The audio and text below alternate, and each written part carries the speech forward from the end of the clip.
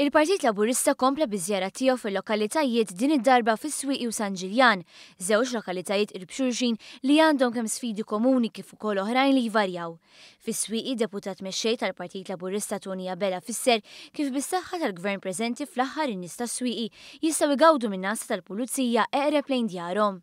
Wieħed ma jistax jinnota bħal pereżempju li l-assa li tant kien ilhom jitolbu għaliha n-nies hawnhekk ġiet proprju f'dawn l-aħħar sentejn. F'sentejn li kien hemm amministrazzjoni laburista, kien il-Gvern ċentrali li ta' dak li kienu ilhom jitolbu r-residenti. F'din il-lokalità l-kandidati tal-Partit Laburista wrew li deputat mexxej is-sala prinċipali tal-Kunsill Lokali li saret fit qabel l-elezzjoni ġenerali.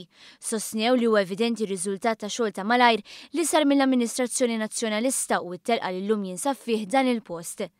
Tefa ta' ġebla l-bot mis-Swieqi insibu l-lokalità ta' San Ġiljan.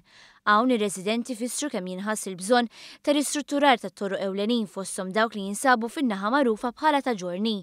Hawn is-segretarja tal-Eżekuttiv tal-Partit Laburista Lidja Bela qalet li l-istat tat torroq tħallew fis-stat diżastruż mingħajr ma sar xejn fuqhom minn kunsill maġġoranza nazzjonalista.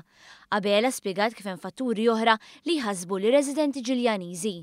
Għaw problema oħra fuq security, ġifri għaw nuqqas ta' sigurta, l-ura il-residenti mux għedin iħossuhom komdi għawnek fil-residenti ta' San Ġiljan u il-public conveniences. Għaluli li għaw nuqqas kbir ta' public conveniences, specialment minħabba influss ta' kemm turisti u anke ċittadini oħrajn li jiġu għawnek fil-lokalità ta' San Ġiljan, detriment għal-residenti ta' San Ġiljan. Naħseb dawn huma problemi li għandhom jiġu indirizzati b'mod immedjat u jiena ninsab konvinta li l-kandidati laburisti se jkunu qegħdin jimpenjaw ruhom biex dawn il-problemi jiġu ttakkiljati fl-interess tar residenti tal-lokalità ta' San Ġiljan.